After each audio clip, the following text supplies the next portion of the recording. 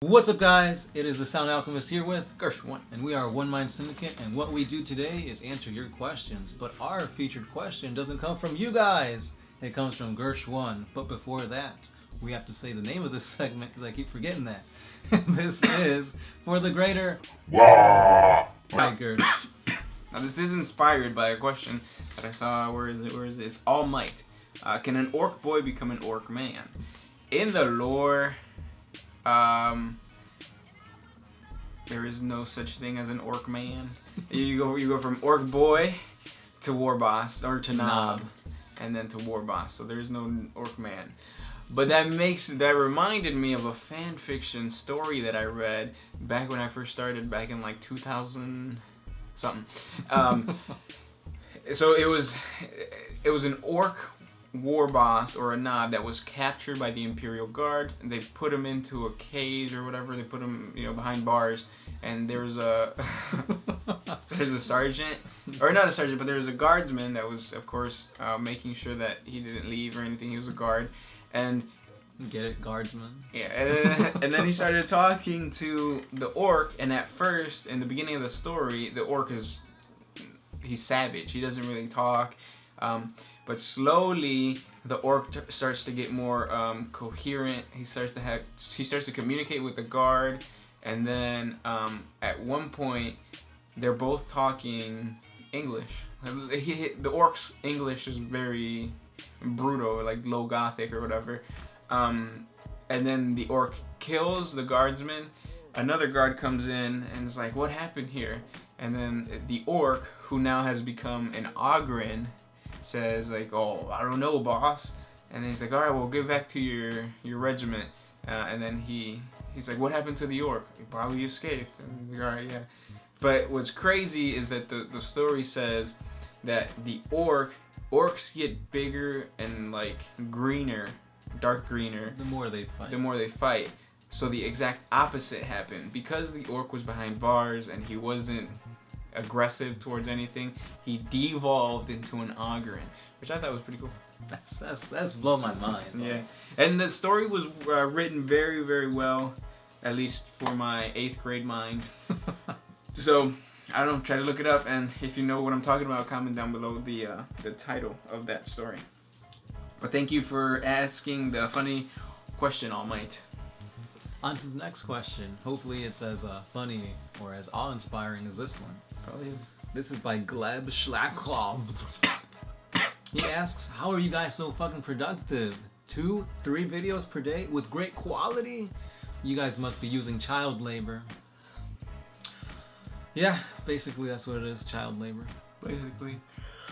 See, that's why he's so sleepy, because he does too much. Well, because you have to, they're like Gretchen. If you don't whip them every now and then, you gotta get them prods. Yeah, they try to rebel and they create a little grot army. That's why they call him Gersh Rutherford 1. Rutherford. Venero Mokero. Ultron and his robot army versus the Men of Iron would be pretty cool. Men of Iron would destroy Ultron and his robots, though. Because if 7 Avengers can do it, then easily the Men of Iron. Oh yeah. Laucom123. Just out of curiosity, what are your top 5 favorite Primarchs and why? All right, let's start with number 5. Go. Lehman Russ. Me too.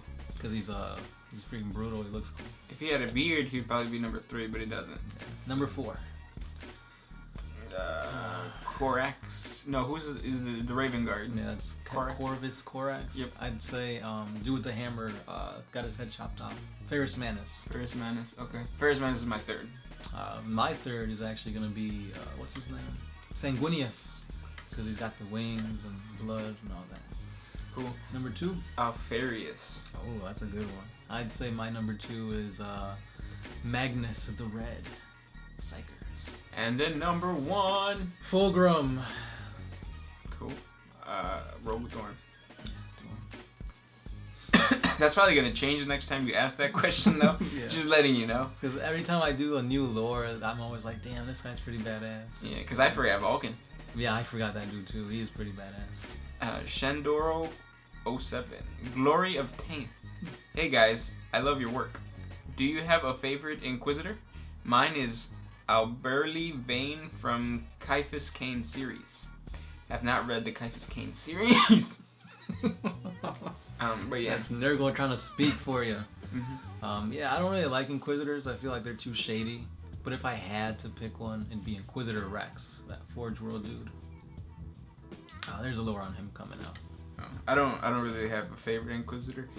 Any of them that work for the Xenos biologists, Ordo biologists or whatever. They study the biology of Xenos. Alright, another one. Fox. Yeah, go ahead. Oh, hi OMS, all out and united races. Necron versus Eldar, who would win? So Necron versus Eldar, who would win? Okay, one's a dying race, one's an ancient race that lost their power. So I feel like there's kind of even, but I think it already happened too, though. they didn't fight back in the day? Yeah, they did. They did? The Eldar were specifically created to fight the Necrons. Oh. But the Necrons were able to push them back, and then they're like, no, fuck this, I'm gonna go to sleep. Because they did conquer most of... Well, there you go. Gershwan answered the question. And then he keeps going. Eldar did defeat Necrons in the past. Okay. No, they didn't. Well, it's complicated. But it was back when the Necrons were weakened after the War in Heaven, but now the Eldar are also weakened by the birth of Slaanesh.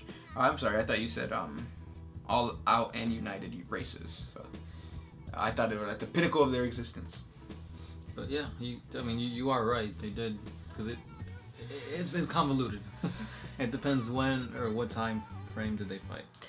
Yeah, and I feel if the Necrons were able to defeat the old ones who had complete mastery of web portals, and the Eldar kind of are iffy with the web portals, yeah, I think the Necrons would take it. Yeah. Jason Wendroth, why do some Space Marines choose to fight without helmets? It seems like an unnecessary risk considering all the bullets whizzing around during all these massive firefights. Better eyesight, better senses. Because they are pretty resilient. Like if you shoot a Space Marine in the head, they're probably not gonna die because they got like 3 hearts, 7 organs, 6 brains, 2 dicks, and they're both out for Harambe. Mason Melnar, what does an STC look like? Is it like a massive machine that is self-contained assembly line, or is it more of a flash drive-like device? I believe it's more of a flash drive-like device, but there's multiple STCs because they're just archives. So if there's an archive that has a lot of data, it's probably going to be big. Maybe it was made like in the beginning of the Dark Age of Technology as opposed to one that was made in the end of the Dark Age of Technology. They're probably going to look different. Just like if you look at a floppy disk and a USB now, right. They're like... It's like you wouldn't even know they were meant for the same thing. Yeah. And Aaron Herbert, on the same topic, why are STCs all spread out? Why don't they just have one big database for all their tech?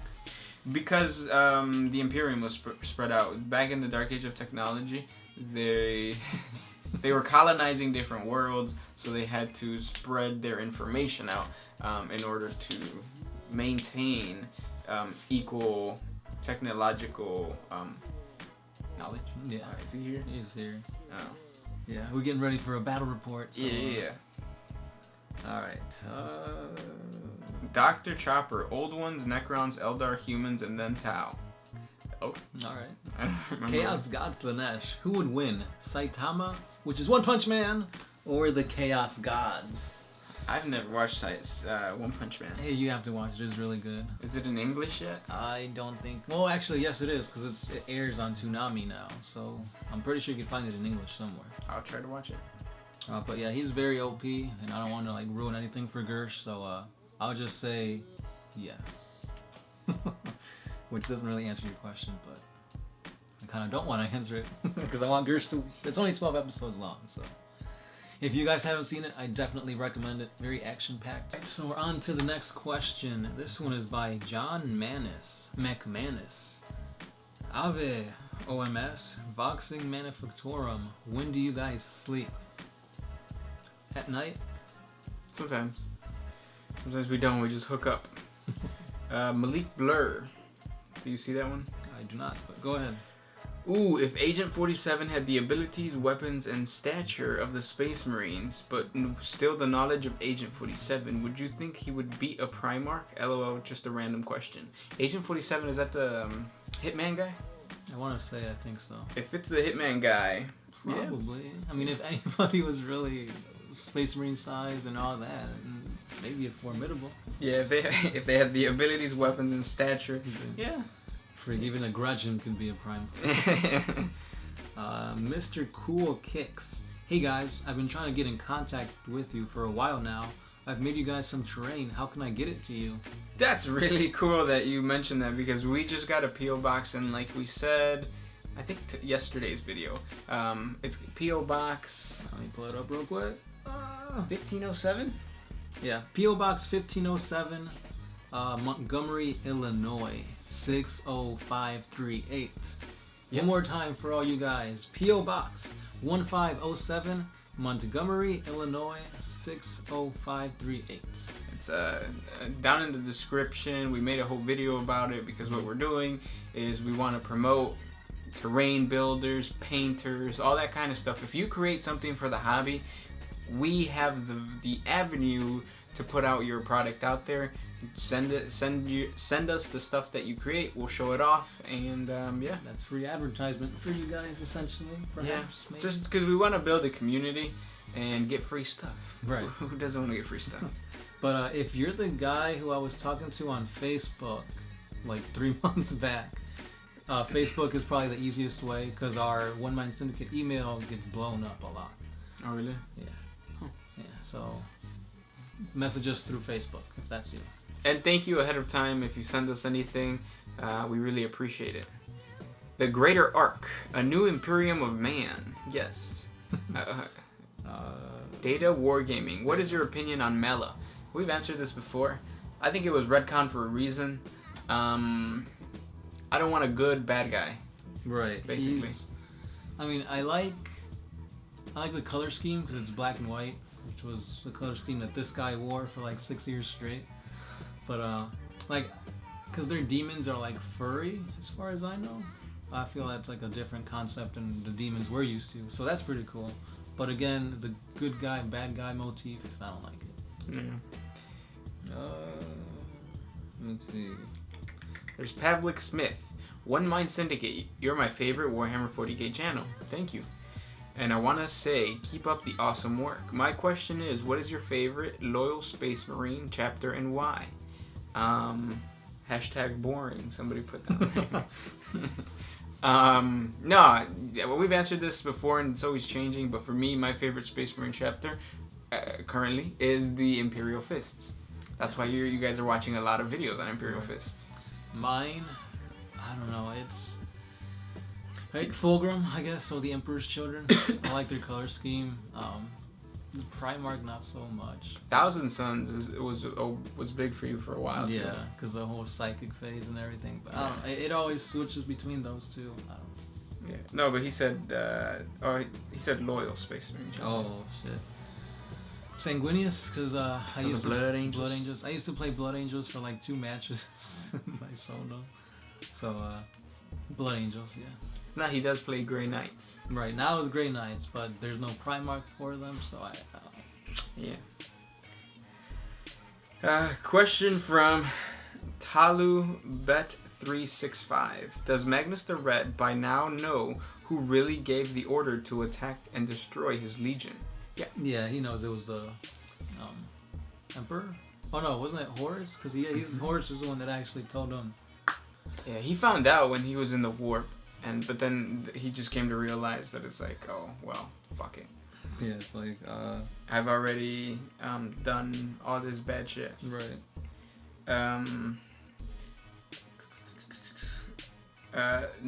Nowinski96. Could someone powerful enough from a different race lead an Orc Waaagh?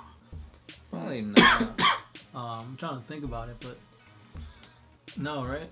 If you got enough blood axes, or even bad moons, if the Imperium was able to get enough teeth together, they could bribe a Bad Moons warband or a couple Bad Moons warband, and they can get some sort of Waaagh. No, but the Waaagh is kind of like the energy of the war boss itself. It's made manifest, so maybe no, probably not. No. 1975 Steelers fan. how would the Warhammer 40K universe differ if the Emperor was never mortally wounded by Horus? Ooh, that's a big one.